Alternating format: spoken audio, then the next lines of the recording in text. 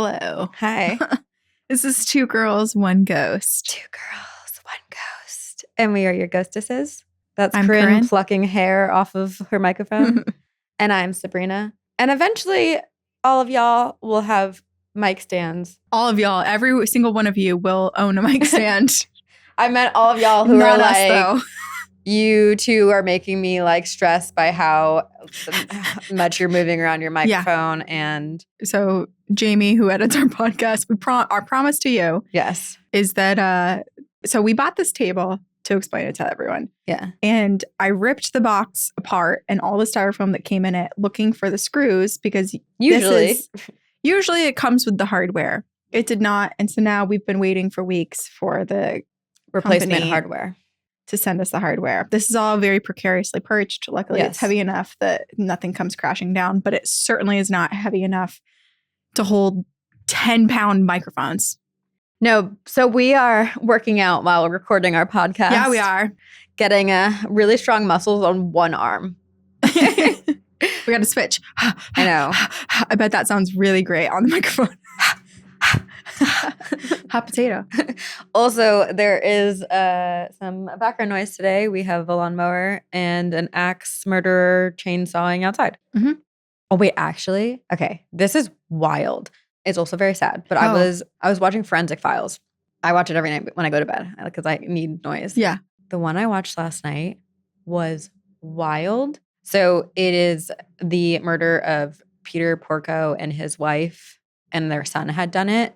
And it's a solved murder. The son has been put away and everything. But they were axed to death. It's so horrific and horrible. A really disturbing way to take someone's life. But the part that I'm bringing up is so Peter Porco was in bed when his son came into the house and he was whacked in the head with an axe 16 times. The wife was hit 3 times. And at some point, the Peter Porco had regained consciousness after being axed in the head 16 times. And the way that his brain had been damaged, his like consciousness was damaged, which is like the top part of your brain. And I don't know, like I don't remember the specific term for that portion. So anyway, so like he couldn't really like feel or understand the pain and what he was feeling. But the part that performs like the more primal second nature routine portion of your brain was not damaged. So when he regained consciousness, he got out of bed, went downstairs, made breakfast, got the newspaper, literally went outside, picked up the newspaper. He accidentally, the door closed behind him when he went to get the newspaper, that he got the key that was in the plant pot. Why does that sound so weird? The planter. The planter, thank you. The planter that was right next to the door, opened the door. And I don't know how long, because I mean, no one really knows the amount of time he spent doing this morning routine.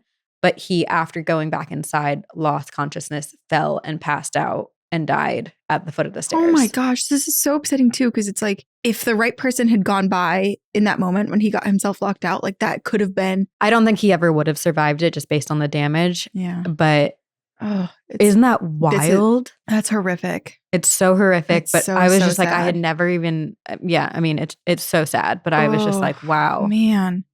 Oh, I wish they lived. I know, it's really tragic. Jeez, anyway, that's not why we're here. We tell ghost stories on this podcast. We do tell ghost stories. But in order to have ghosts, you do have death. And oftentimes they are graphic. Yeah. But this isn't about the stories that we have or research. This is about your stories that you email to us at twogirlsoneghostpodcast@gmail.com. So we have plucked some emails to read to you today. This is an encounters episode. Would you like to begin? Sure. This is called Toe-Pulling Old-Timey Railroad Ghosts. Okay. Sounds kind of fun and lighthearted after that really disturbing thing that I shared with you all. Sorry. Hi, guys and cats. I'm new but already devoted pod fan, and this is my ghost story. Amazing. When I was 15, my parents bought a big new dream house in a brand new subdivision. It backed up to the woods and a creek, and in our minds, only old houses were haunted. So when we moved in, we would routinely find shards of a mirror in strange places when none of our mirrors had broken. And then we would also sometimes feel like we'd bump into someone invisible as we were unpacking our boxes. But we were able to talk ourselves out of anything too scary. Of course, because it's a new house. Of It course. can't be haunted. No. Alarm bells didn't start to sound until one day I was working out on the elliptical in what had been intended to be a storage room. As it was a storage room, it had no lights, no TV, nothing at all except for an egress window and the elliptical. And all of a sudden, I felt something sharp drop onto the top of my head. Ow. I took off my headphones and I looked down, and there was a shard of a mirror that had fallen on top of my head from absolutely nowhere. What? I ran upstairs, and even though it was definitely odd, there was nothing anyone could do, so we just continued about our lives. That's so weird. I know. This almost reminds me of when we were in this, or I was alone in this particular room, and like none of this stuff was here. When dirt just manifested and felt. Like it was, I was standing where you are. Actually, probably like perfectly where you are. Dirt, come to me. Yeah. Until one night, myself and my friends were playing pool in the basement, and my mom and dad were fast asleep in bed on the 3rd floor. Out of nowhere, my dad, who staunchly never believed in ghosts, would snore like a freight train and had literally once slept through an actual earthquake, shoots straight out of bed in a panic. My mom, watching, frozen with fear, and my dad just says, "Did someone just pull your toes?" My dad looked all around the top floor, which is where their bedroom was, and the floor plan was open. The floors were notoriously creaky, but he didn't see or hear anything. I love that he is staunchly against the paranormal, but doesn't say, "Did you just pull my toes?" He knows that someone else pulled his toes. There's a toe puller a foot. Yeah.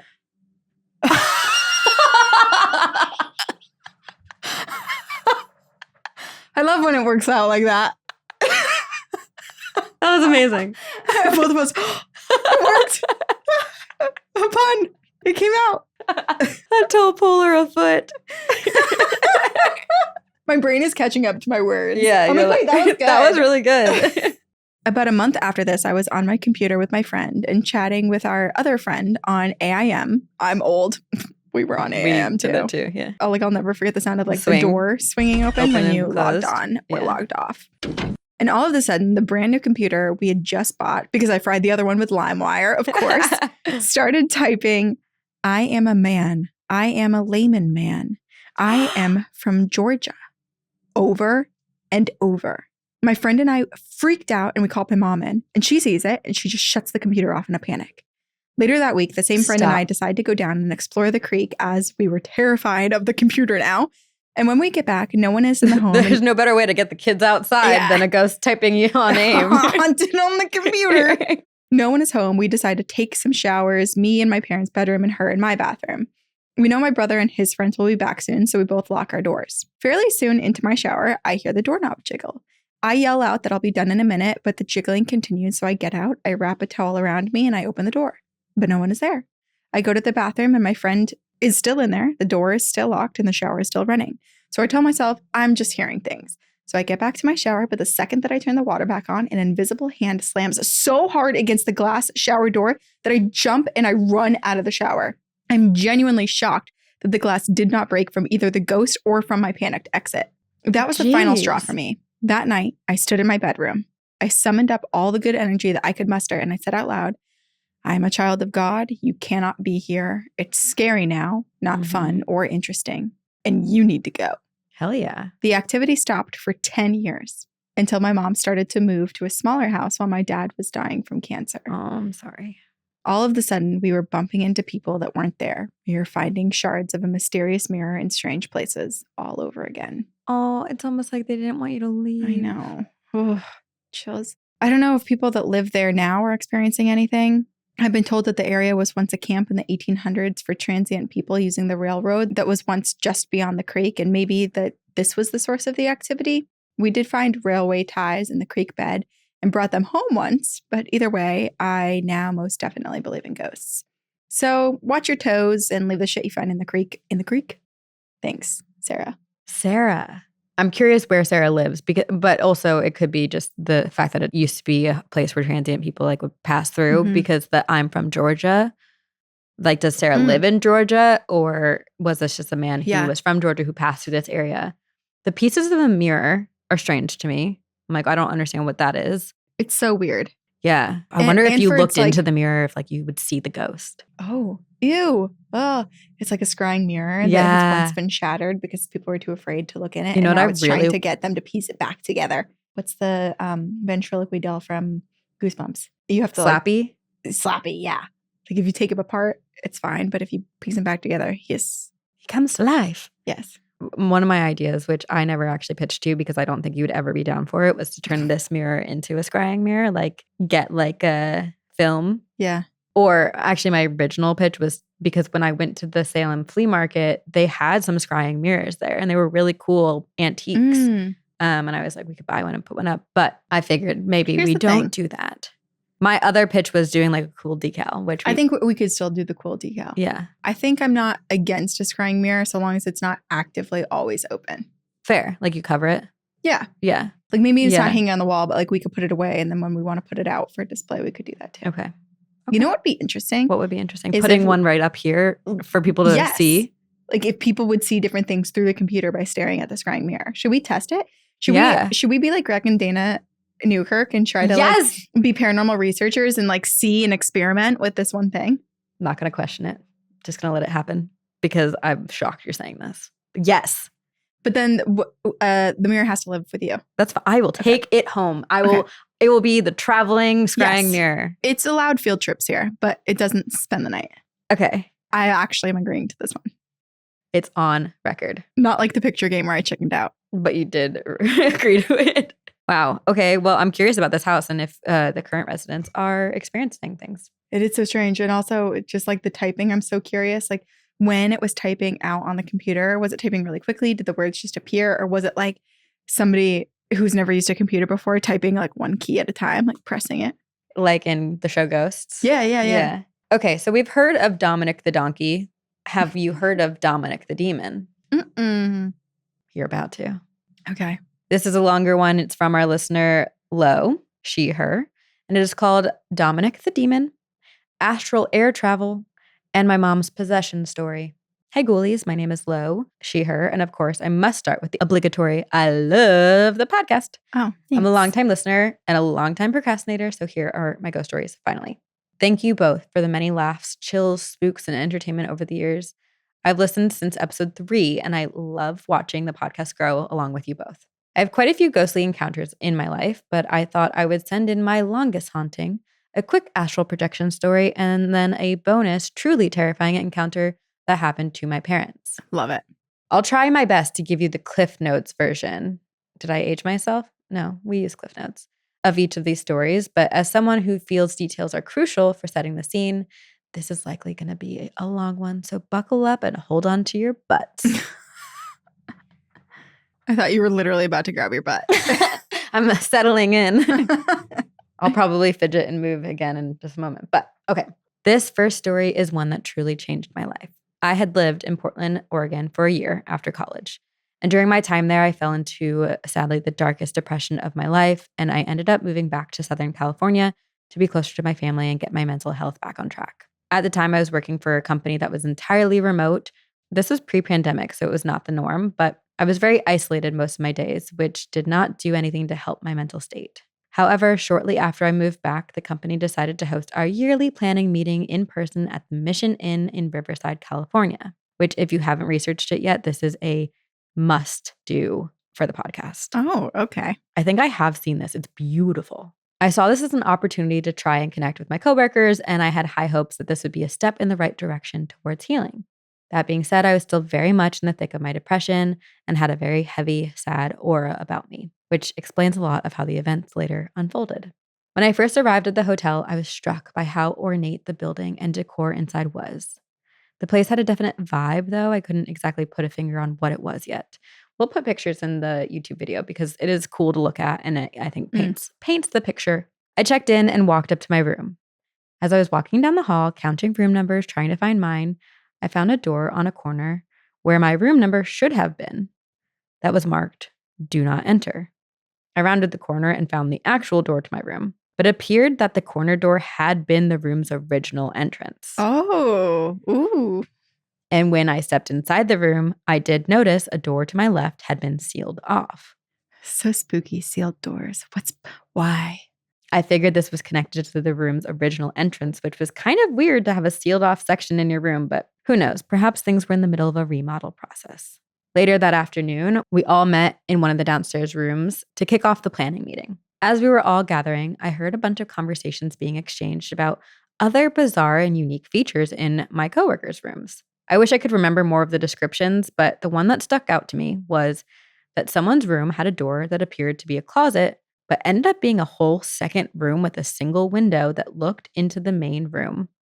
And inside this room with a single window was only a chair, nothing else. So freaky. I got the chills and immediately thought of the sealed off door in my room. It makes me think that that door was supposed to be closed and there's like a weird thing where someone sits in there and watches people. Yeah. Ew. That's really gross. Doesn't it kind of give you that vibe? I was thinking like abandoned hospital, where like there's one wheelchair in a room. But it's a hotel. But yeah. And like, why would there be one chair? Yeah. In the midst of all this story swapping about weird rooms, someone mentioned that the hotel was said to be haunted. Of course, my interest was piqued.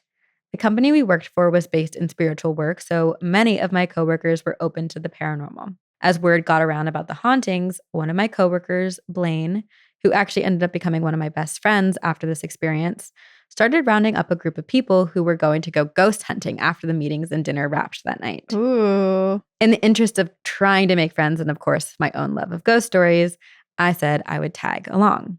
We all met in the lobby of the hotel later that night, and I suggested we download some of the ghost hunting apps.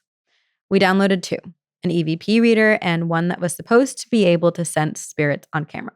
Both apps were from different developers, so we figured we could easily debunk anything that didn't show up on 2 apps at the same time. We also knew to take what the apps picked up on with a grain of salt because they were probably made to spook people out. We approached apps the same thing, yeah, the same way. And to be fair, like the one that I had originally purchased, which I can't remember what it's called, I feel like was more of a to spook people. Yeah, because there was also like a filter over of like scary voices. The ghost tube has proved itself to us time and time again. Yeah. So we had read about a few of the common areas where people had experienced hauntings in this hotel, and we started there. We started with 6 of us. 3 of the members very quickly dropped out because they were spooked by different energies. So at one point in the evening, we found our way into a strange hallway that was very narrow and sloped. At the end of the hall, there were a small set of steps that were roped off and led to a door with a plaque above it that said, Aunt Alice. Both of the apps picked up on a spirit nearby when we approached the door. A message, change it, came through the EVP reader on my phone. We said hello and asked the spirit their name. And shortly after, the word aunt came through. Huh. We were pretty sure it was Alice we were speaking to. Turns out Alice Miller was one of the inn's owner's sisters, and this door was to her room. We asked a few questions, feeling comfortable with the spirit as the presence felt friendly. As we turned to leave, one of the apps said stay, as if she wanted us to stay with her. We told her politely that we would be back to visit, but set the boundary that we did not want to be followed. That's good. This sounds like what we do in hotels. Yes. I love this so much. In the rush of this encounter, we started to get more daring. When a question was posed if we should scan one of our rooms to see if it was haunted, I offered mine. No. Especially because of my curiosity about the sealed door. Big mistake. Oh, God. This also feels like something that we would do. And by we, I mean you. And we'd be sharing a room and I'd be absolutely panicking. Yes. When we got into my room, immediately the video app said the word demon. Change rooms. I rolled my eyes. Hotel reception. There's a demon in my room. I need a new one. I rolled my eyes, assuming this was one of the ways the app was designed to scare us. And shortly after the video app had notified us of this presence, the EVP app on my phone started registering a bunch of words. Nightmare, near death. I asked if the spirit needed help, and the word doctor came through. I figured this was a lost and confused spirit stuck in a memory about its death, and I asked if the spirit realized it had moved to the other side, and the word memories came through the EVP. I then asked its name, and the word Dominic came through.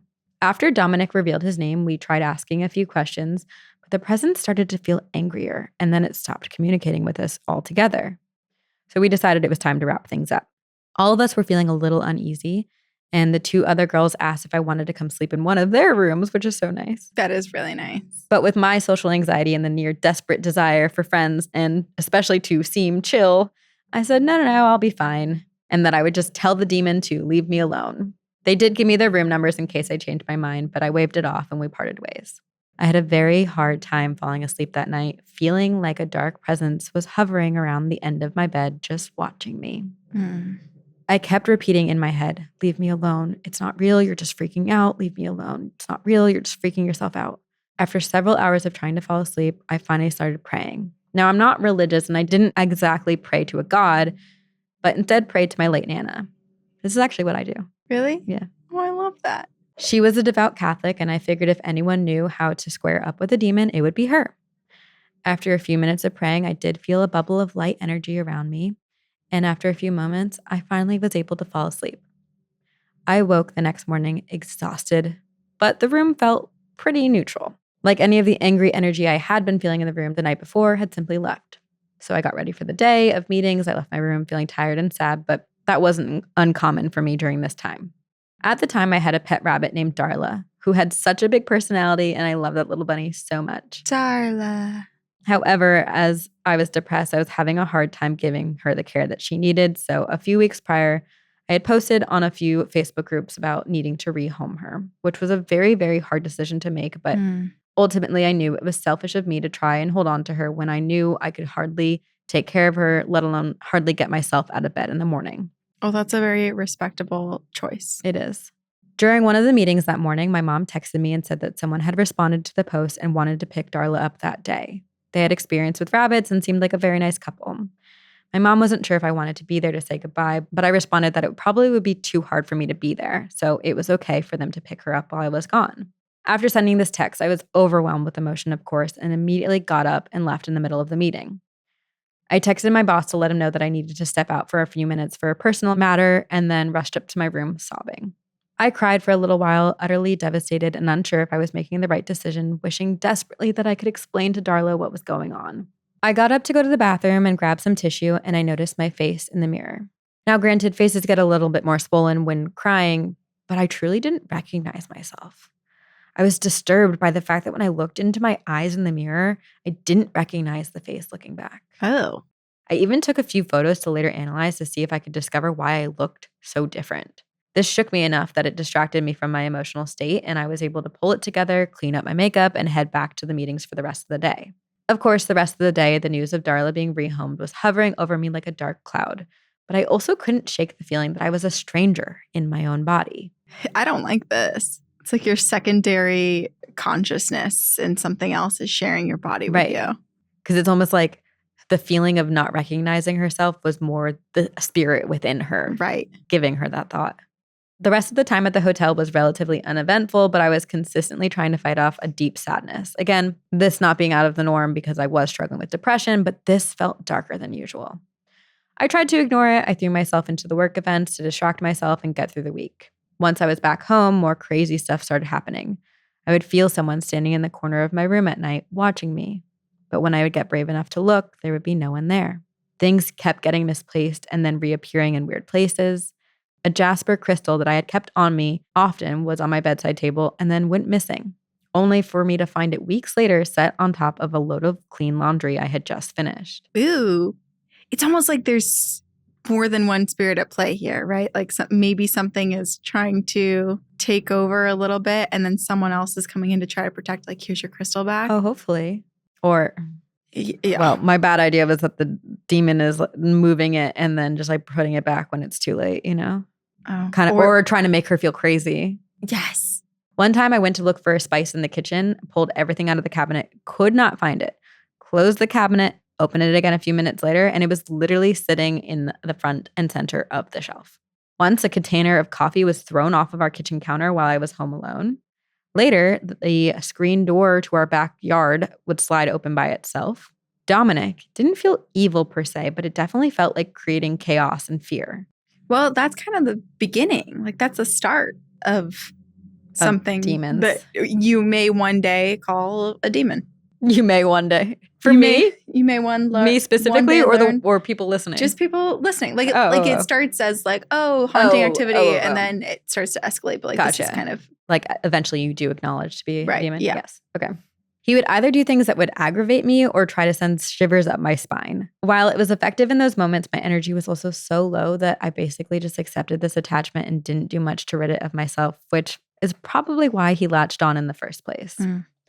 Then, about a month later, I went out to visit my cousin in Utah for the new year. And we decided to make New Year's Eve a little bit more fun. And I brought some special mushrooms for us to try. Oh, interesting. We set up her collection of crystals and stones on a table in her living room that we thought would look cool for us to look at throughout the evening. And didn't even consider that this would essentially create an altar and supercharge any spirit's energy big time. Oh my gosh. As we were prepping... It's like the ideas are within, but the understanding of repercussions. I know. Because also there could be a potential that these crystals serve as a protective altar. Right. Yeah. Doesn't sound like that's what happened. No. As we were prepping to eat the slices of pizza with our little treats on them, we were standing in her kitchen pouring champagne when all of a sudden I looked up and saw a man, tall, dark-haired man standing behind my cousin. Before I could even react, my cousin started screaming, which set me off, and we both ran screaming into her living room. I asked her panicked what she was screaming about, and she said that she felt someone behind her pull on her sweater hard as if they were trying to pull her backwards. Oh, God. I immediately dashed back into the kitchen, fully expecting to see someone real there. Turns out I'd be the one to die in a horror movie. Never thought I would be the one who ran towards danger. But sometimes it's scary. You just run in circles. You don't never know. You Scooby-Doo run where you're running, but you're never actually moving. But as we expect, no one is there in the kitchen. I searched the rest of the apartment and saw no evidence of anyone else being there. We were both so spooked, but decided to try and calm down and enjoy the rest of the evening. My cousin was fully aware of my Dominic attachment, and we joked that he was a trickster and wanted to spook us and get an energy burst when all of that crystal energy was there to feed off of. The rest of the evening was uneventful. We enjoyed our trip, and the rest of my visit was much less haunted. I'm glad, because given that experience, it could have been so much worse. Yes. Especially knowing that you're in a less conscious state. Right. However, that experience made it much more real to me. I felt a little unsettled the rest of my visit, and when I was on my drive back home, I decided that I needed to get myself back on track and release this negative energy that was surrounding me. So when I got home, I took the day to do a full cleansing ritual. First myself, then I tackled the house. And I noticed when I was doing the sound/smoke cleanse, there was a very strange looking bug by our front door.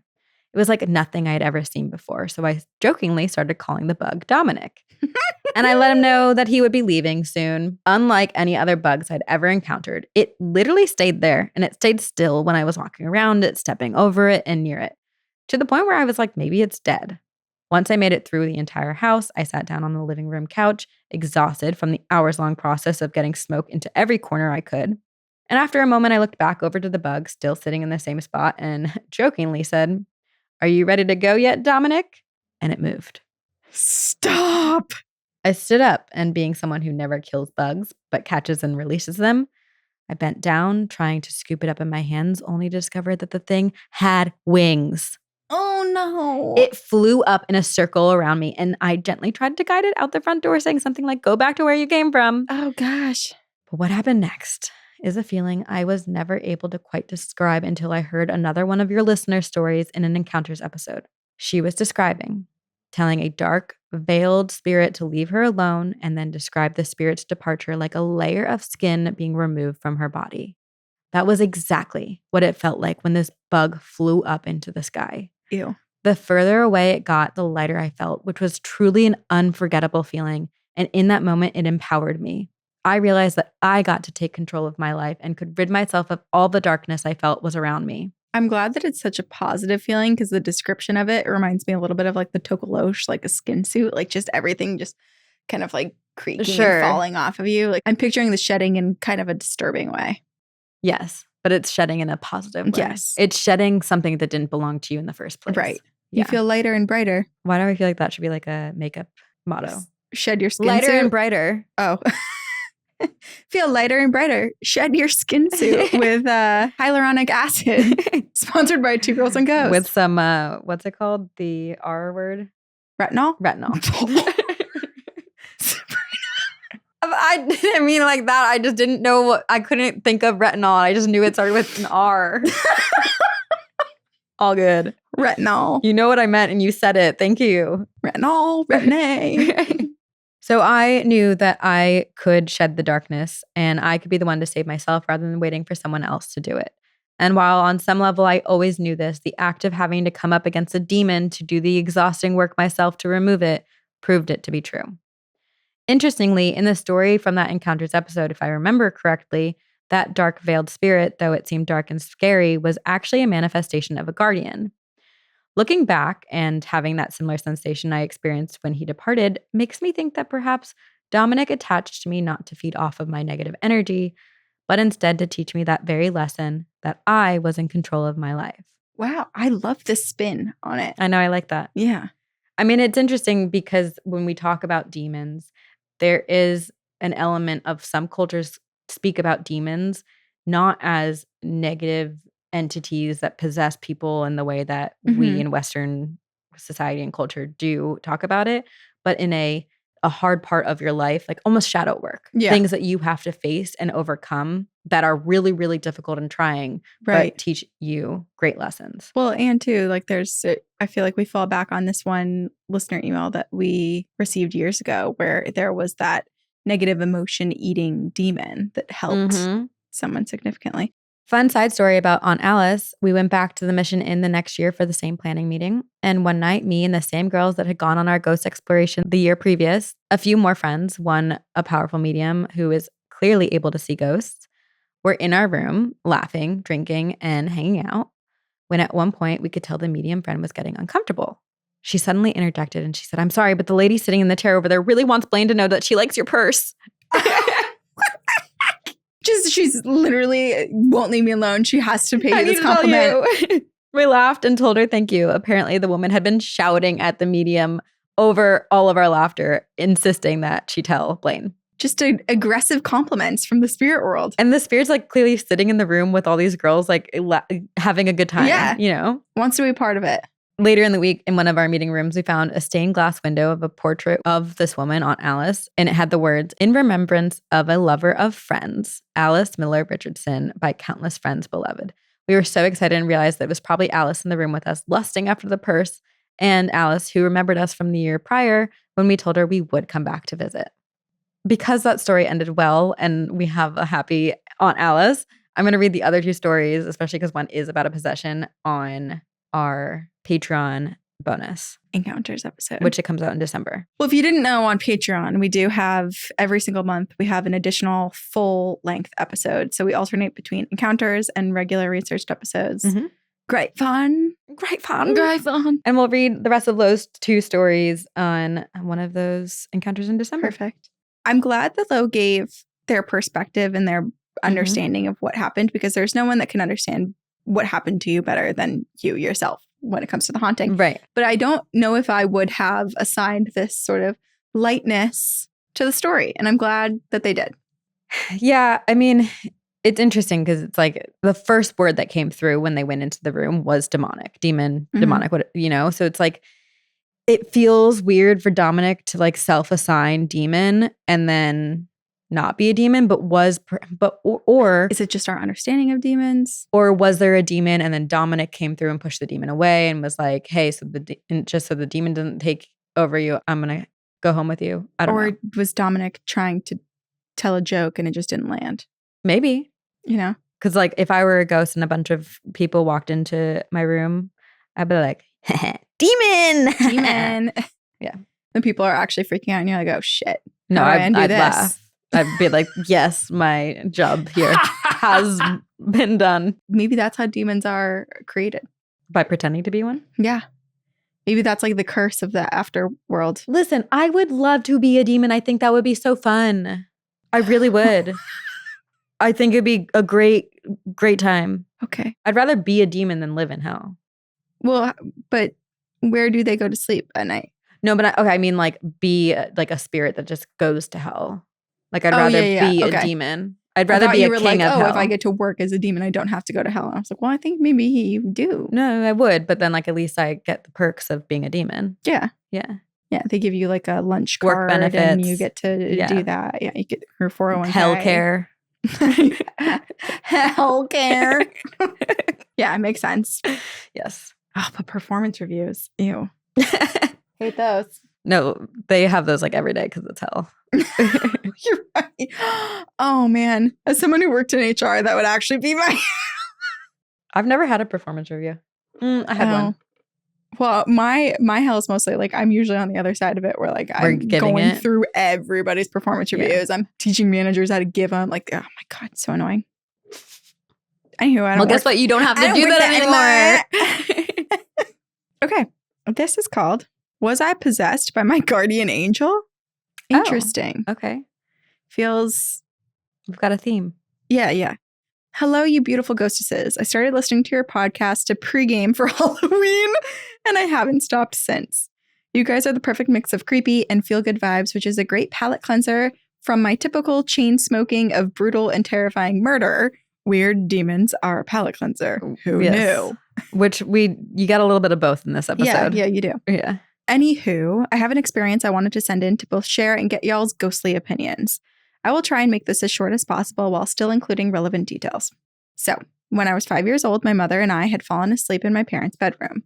They had a waterbed, late 90s staple, and I thought it was the coolest thing ever. So I took every opportunity to sleep in there. As we drifted off by peaceful, serene candlelight, exposed wax candles on a wooden bed frame, our peaceful slumber turned to panic and chaos real quick. Before I continue, you know the phenomenon where recounting a story by multiple witnesses will never be the same. I think it's called misinformation effect or memory bias. Well, this is the perfect example because one sibling thought the one asleep with my mother was my younger brother, who was literally a baby in the crib at this point. Another thought it was my dad, who had fallen asleep watching TV on the couch, also a late 90s staple. I just misinterpreted that last sentence and I thought it was one of us thought it was my baby brother sleeping with my mom. The other one thought it was my dad sleeping with my mom. Like, that's what I interpreted. Wait, what is it? What is it? That's how I interpreted it too. Someone thought it was dad. Let's reread. Okay. Fall back.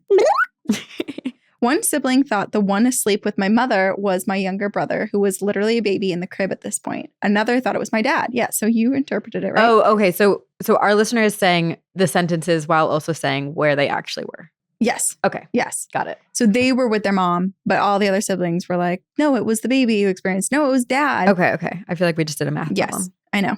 My siblings and my mother have revisited this night to try to get the clearest version of what happened. And since as a 5-year-old, memories can be clearly a little bit spotty, I will give you my best recounting of this wild and confusing night. Okay. I had woken up to a glowing yellow-orange light above my head. Ooh, how pretty was my initial thought. Aliens. Aliens. I remember that claw. I remember feeling warmth around my head and the smell of burnt hair, a smell that will forever remind me of this night. I vaguely remember my mother panicking and running out of the room, carrying pillows set aflame. She had grabbed the pillows barehanded and ran them into the hallway towards the front door and threw them outside into the snow. Wait, it was a fire? Yeah, because they had the candles going too, remember? Holy shit. There were charred marks on the carpet down this hallway from pieces of the pillowcase that had fallen out of my mother's grip, and she had burns on her hands, but luckily nothing too severe. The thing was, in her panic, she had forgotten a pillow in the room. The one under my head.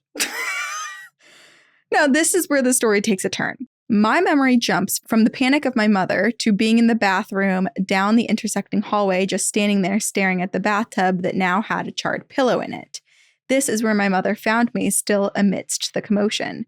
My soft, still baby-like hands had no burns on them, nor did the hallway that was a longer stretch than the route that my mother took to the front door. There is a gap in my memory here. I'm in the room, then I'm not. And I'm unscathed, mind you. Both of my sisters had not left their rooms, and my dad was woken up by my mom opening the front door. So did my 5-year-old brain kick into preservation mode and carry this pillow to the bathroom where I knew it could be doused, and I blocked this traumatic occurrence from my memory? While also maintaining or getting no damage and scarring or not dropping a single ember onto the carpet. Or on themselves, carrying a ablazed pillow and not being harmed by it. And closing the distance between them and the bathroom in less time than it took a grown adult. Glad we're on the same page. All of us here. Yes. You're with us, right? Yeah. My mother thinks that it was her mom who'd passed away when she was 13, her guardian angel stepping in. So naturally, as a child, I'm picturing this pillow floating down the hallway, being carried by a ghost. But revisiting this as an adult, however, I don't see any other explanation besides me carrying that pillow. What do you mean? Yeah, what else is that? It's the ghost. Yeah. And now, after listening to other stories on your podcast, I'm a little more inclined to believe that I was potentially guided, or maybe I was taken over. Possessed wouldn't be the right word if they're helping you, I suppose, by someone on the other side protecting their grandbaby. It is possible I acted alone. However, I choose to believe that I had some assistance that night. Yeah. My hair wasn't fringed, and like I said, I had no burn marks anywhere on my body. Since that night, I haven't really experienced anything paranormal, if that's even what that is. It is something I would like to tap into, and any tips for someone who isn't as sensitive to spirits or the paranormal would be appreciated. I've since lost my father and am occasionally visited by him in dreams. Aww. Not as much as I would like to be. I get very sad when I wake up and I realize that those moments slipped away, and who knows when I'll get to see him again. Aww. However, always happy that he's not gone from my memory. Well, thank you for reading my story. I look forward to hearing your thoughts. Keep up the spooky and occasionally uplifting tales. See you on the other side, Cassidy. Well, Cassidy, I'm sorry for your loss. I do think it sounds like you are semi in tune with the paranormal, especially because you are having these dreams with your father. And clearly there's some type of protective energy around you. I have another pitch to add to the list of possibilities that Cassidy pitched to us. Pitched to us specifically. Yes, yeah. She called and said, hey, I got a pitch for you. Yeah, here's what I'm thinking. Hear me out. Well, okay, Cassidy, here's what I'm thinking. What if, not necessarily being possessed by a guardian, but what if a guardian spirit did show up, took the pillow to the bathroom, and Cassidy as a child followed? Yeah. You know, especially because there was no injury. That makes sense. It's just I'm hung up on the detail that Cassidy said where the amount of time it would have taken for Cassidy to move from the bedroom into the bathroom should have taken longer than it was for her mom to. Right. But she lost time. We don't even know. It's a weird jump in time. Yeah, and it's also weird to think that she could just dematerialize and rematerialize in the bathroom. It is strange. But also the chaos of the moment, maybe that did happen and they thought that less time had gone by than what had actually happened. Oh, also, Cassidy asked for advice for tapping in. Me too. Join our Discord is, I guess, our advice, because there are some people that really psychically have opened themselves up, people who understand how to connect a bit more. I think the only thing that I can think of is kind of like what you were doing. You actively go out and set intentions and boundaries, but open yourself up and my multiple selves. Whole versions of you. Yeah. But you actively speak out loud and request. Yeah. And I think you open the channel and say I'm ready. And doing what feels right to you. And I mean, that's something that we learned from Fio de Parma. They had recommended just start practicing in the way that feels right to you. And I feel like exploring oracle cards or tarot cards was one way that I'm doing that. But then a lot of it is, sitting down and doing the intention of communicating to my guardians and spirits. Right. And I'm still learning. I don't think I'm psychically in tune yet. I don't know. Your aura says that you're about to pop off. Pop it. Lock it. Drop it's it. It's a future you can see. You really want me to be that so, Raven? I do. Okay, well, I'm going to end with something we did by accident. Okay. We haunted one of our listeners. Oh, sorry, but not. Yeah. It's from our listener, Jill, and it's called Weird Stuff Happening After Listening to Smurl Part 1. Okay. And at this point, when we're recording, Smurl Part 2 hasn't even come out yet to the public. Oh. So stay tuned. Hi there. I'm a somewhat newish listener within the last 6 months, and now you're pretty much on my daily rotation. I grew up in a haunted house and consider myself open and sensitive to paranormal experiences. That being said, I've never experienced anything after listening to a podcast. I know from what you've both shared that you have experienced things while recording, and even when you recorded part 1 of the Smurl family possession. Yeah. It was released today, 10/21, when I'm sending this email, and I listened to it this morning on my earbuds as I got my kids ready for school and started getting some stuff done around the house. A lot of things went wrong today. On their own, I wouldn't think of anything, but cumulatively,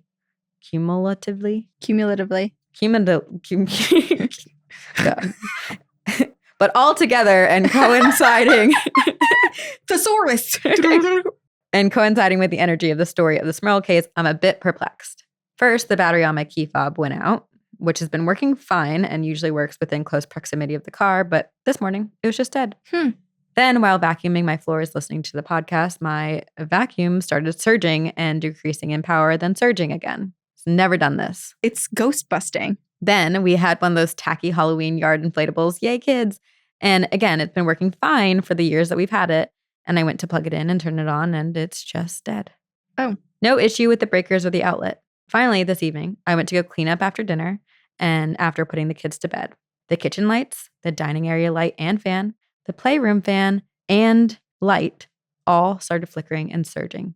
Again, we've never had any electrical issues in this house ever. It's odd that all these things are all happening on the same day as Jill's listening to this episode. I immediately thought of the Smurl podcast and can't help but wonder if there's some energy or anything related to that. It makes me nervous, get a little bit excited to listen to part 2. Stay safe and weird and happy Halloween, Jill. Wow. Sorry, Jill.